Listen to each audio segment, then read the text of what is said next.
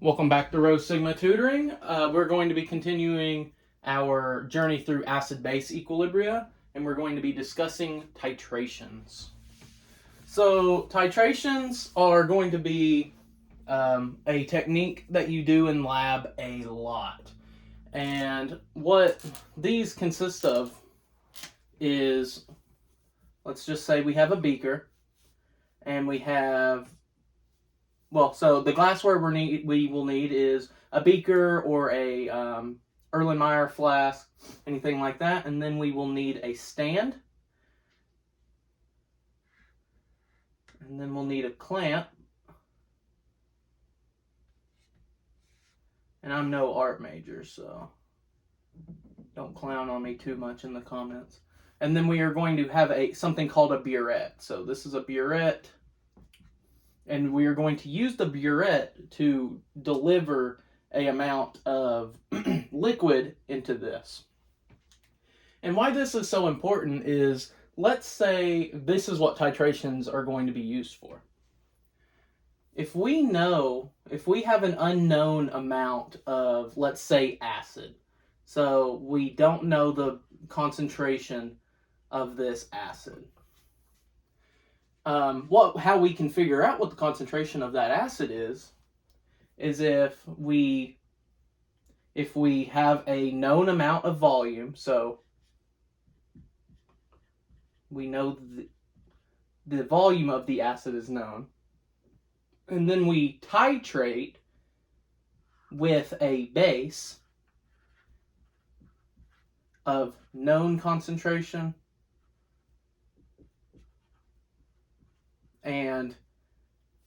and what will happen is, if we put what's the word for it? A indicator solution in here. If we put an indicator in here, it will turn a color once the acid and base concentrations are the same. Now you have to make sure you use the right indicator, but talking about indicators is a little bit outside the scope of this course.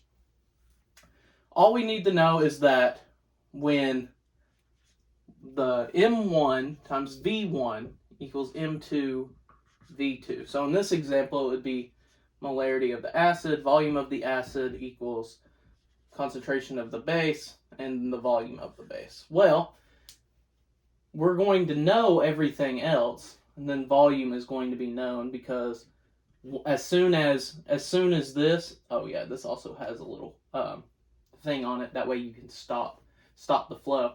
But whenever the color changes in this solution, that means that these are equal, and then you record the change in the volume, and then you're going to be left with this, and then you're going to know this value, and this value, and you're only left with one more variable, so you can solve for it.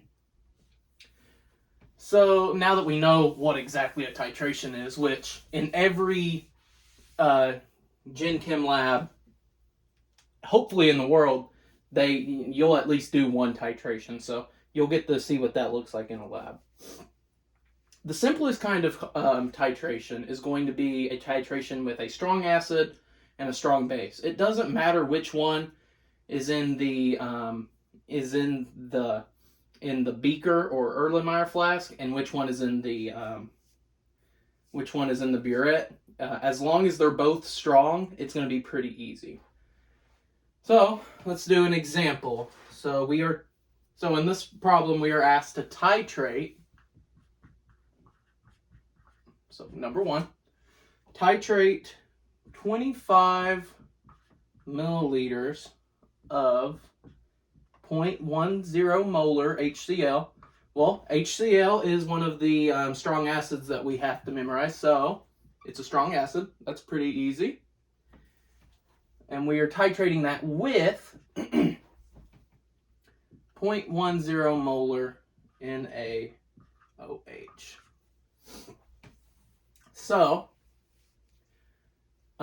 if we had to draw what this looks like, or if this was in your lab, what you would be doing is, you have a beaker or an Erlenmeyer flask, and what you have in here is 25 milliliters of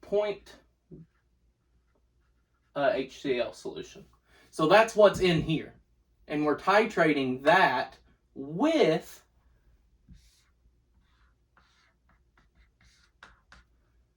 .10 molar NaOH. All right. So what we want to do here, just that way we get a lot of practice with this. We are going to draw what is called the titration curve, and what the titration curve is, it's going to be It's going to be a normal graph, and it's going to be NaOH added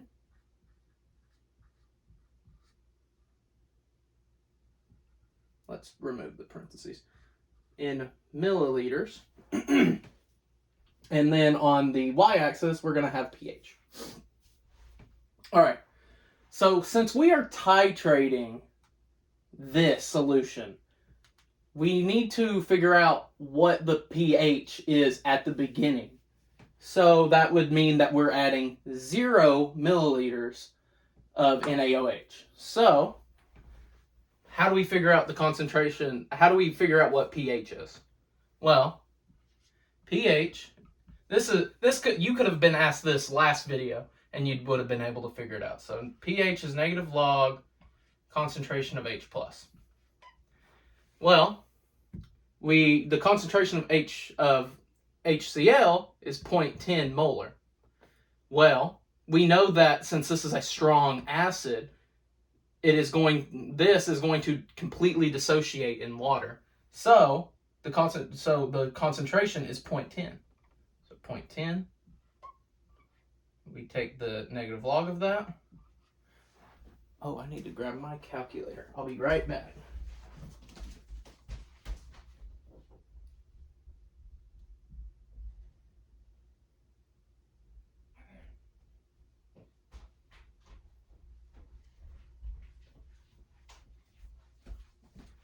All right, you had plenty of time to plug that into your calculator. And what that gives us is 1. We could have done that in our heads, but I needed my calculator anyway. So, at 0 milliliters of NaOH added, we have a plot point. We have a pH of 1. Okay, so now let's pick another point. Let's pick 15 milliliters. So this is where the math is going to get a little bit harder, but nothing too complicated. So if we add, so this was 0 milliliters NaOH added. Well, what if we add 15?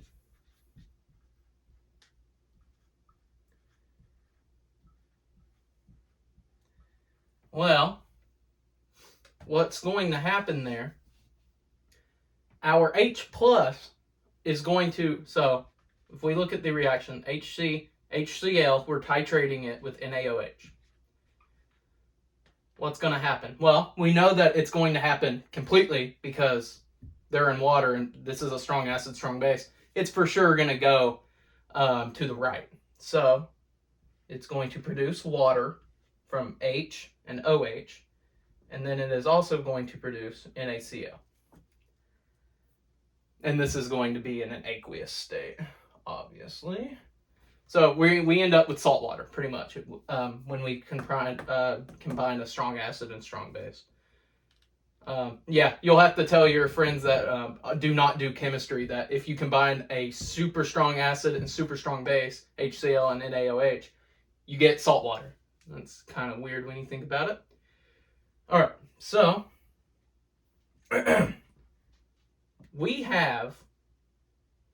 what we need to do here is we need to figure out how many moles of these two things that we have, and then whichever one is smaller, we need to subtract that from the bigger one. So how many moles of acid do we have? We have 25 milliliters. You multiply that by 0.1, and why you do that is concentration, molarity, is equal to moles over liters. So if you just change that around, moles is equal to milliliters, to concentration times volume. So we just multiply those two things together. We have 2.5 moles of our acid. Okay, well, how many moles of NaOH do we have? Well, it's 0.1 molar. We multiply that by 15. Oh, and this is millimolar. That was probably confusing. Sorry about that. We have 1.5 millimolar of base. Well, we have less amount of NaOH, so we are going to subtract that. And what that leaves us with is 1 millimolar of acid. Okay, well, now we need to figure out the pH. So pH is negative log the concentration of H plus. And what we know is that this concentration of H plus should be less because we added NaOH. And if this is less, then our pH should have increased because of that negative log. So we need to make this molar, so 1e negative 3 moles of acid, and we need to divide that by how many. So what's the total volume? So the total volume is 25 plus 15. So 25 plus 15 is, actually, let's keep this as 1. That'll make the math easier. And I'll show you why. So 1 millimolar divided by, what's 25 plus 15? I can't believe I need a calculator to do that. All right, 40. So 40 milliliters. So 1 divided by 40, this is equal to 0.025 millimoles of HCl divided by milliliters. The millis cancel out, and then we could go through the whole conversions for that, but we're in Chem 2, we don't need that. And this is equal to 0.025 molar. We plug that into our pH equation, so negative log 0.025. We get a pH of, so this is just going to be 15 milliliters. Let's put it right here. So 1.6. And then that's actually going to be way too high up.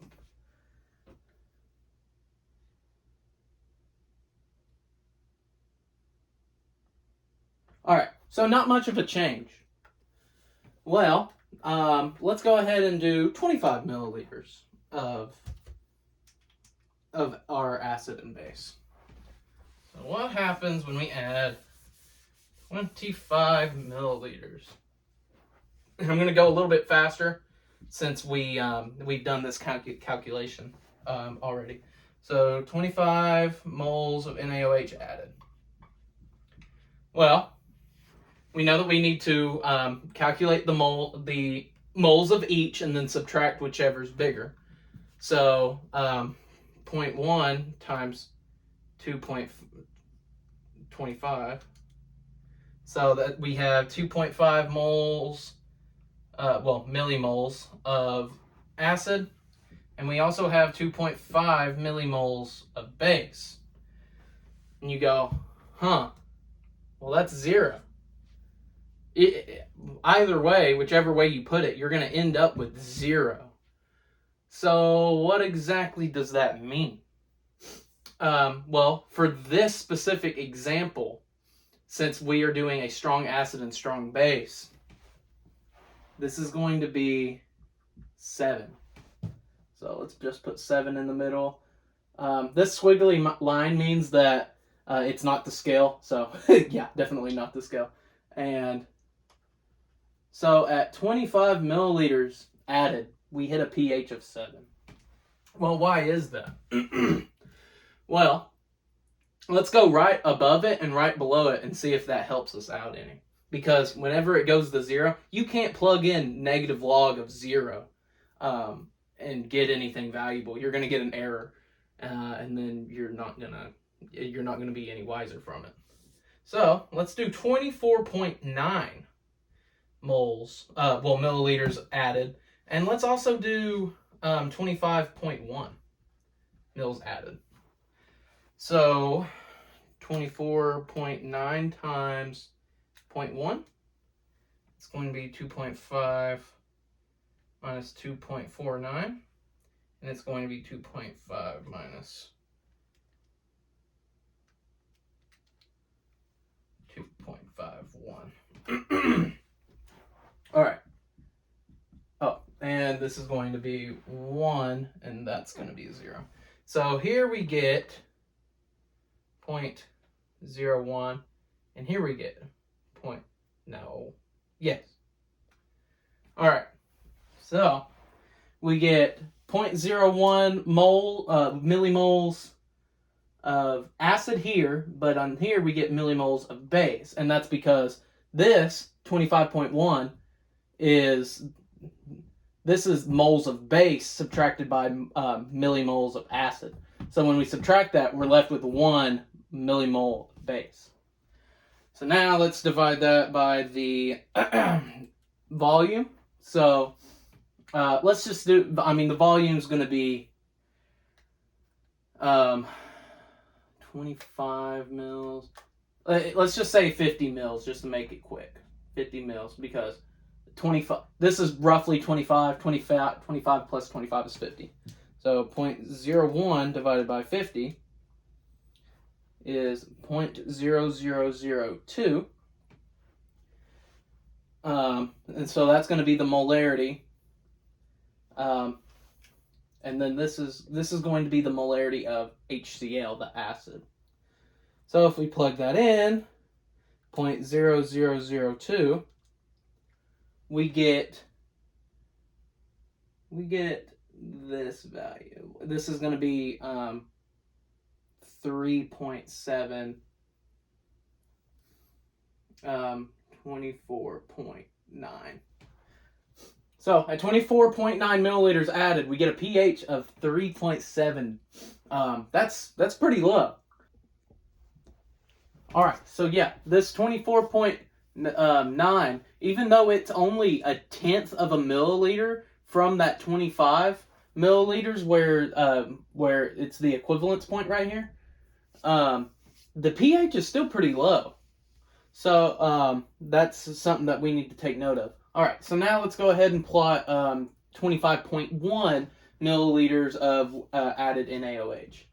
So this is going to be 0.0002 molarity of the base. And it's important that it's the molarity of the base, aka the molarity of NaOH left over, because we're not going to get pH when we plug in negative log 0.0002. Instead of pH, we're getting POH because we're talking about a base.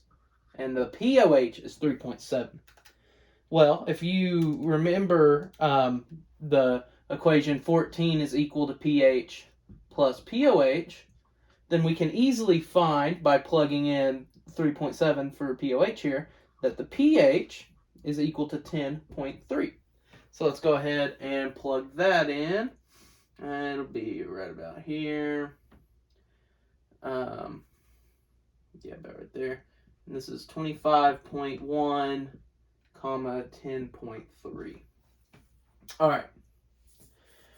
So, what you see here is at this equivalence point, which is at 7, because we call that the equivalence point because the moles of acid and the moles of base, so moles of acid is equal to the moles of base, that is the equivalence point. Now, when we're talking about a titration with strong and weak acids, then your equivalence point is going to be at a pH of 7. And that's easy to remember, but in the next video we're going to cover when we titrate weak acids, like a weak acid and a strong base, or a strong acid with a weak base. And the pH at the equivalence point is most of the time not 7 when we're talking about those things. But we'll cross that bridge when we come to it. Let's go ahead and do one more plot point. That way we can That way we can sketch our graph. So NaOH added, let's do 35 milliliters. So at 35 milliliters added, let's go ahead and calculate our moles of each. So 0.10 molarity times 35. So that's going to be 3.5 millimolar of our base minus 2.5 millimolar of our acid, because 25 milliliters times 0.1 molar is 2.5 millimolar. All right, then we do the easy math on that. That's going to be 1 millimolar of base. We divide that by the total volume. That's going to be 25 plus 35. 25 plus 35. All right, that's going to be 60 milliliters. So 1 divided by 60. That's going to be equal to 0.0167 molarity. Let's just go ahead and approximate that to 1 point. That number, and then let's do the negative log of that number. So our pH for this one would be 1.78, right? No, and that's because this is molarity of the base. If this would have been molarity of the acid, then yeah, it would have been 1.78 for the pH. But this is the base, which means that we have POH. So POH is that 1.78. If we do 14 subtracted by that number, we get our pH, which is 12.22. And whenever you look at this, let's just say this is 12. So right about there. That's going to make a whole lot more sense. That's going to be like an S-shaped graph instead of mostly an S-shaped graph, and then it drops out of nowhere. So let's just connect our dots here. And this is going to be our titration curve. So we can plug in any, if this was on Excel, you could pick any value for this X, and then you can figure out what the pH for that should be. This is going to be super important to know, because you could just get questions, you're just given the titration curve, and they could ask you questions like, around what pH is the solution when you add 15 milliliters of NaOH? Well, you go to about 15, and you go, it's about somewhere in between 1 and 2. Well, and we calculated that earlier, and it was 1.6. So there we go. And then another question which they like to ask is, what's the equivalence point? The first thing you need to know is what equivalence points means, and it's the moles of acid is equal to the moles of base. And for this one, since it's a strong acid and a strong base, that equivalence point is at 7. All right. That's going to do it for this video. In the next video, we're going to cover when you do a titration with a weak acid strong base or a strong acid weak base. And those are going to be a little bit more difficult. So make sure you have the foundations of acid-base equilibria and basic titrations, because if you don't have that down, then the next video is going to be it's going to be a little overwhelming. So I would recommend getting the basics down before you move on. Thank you.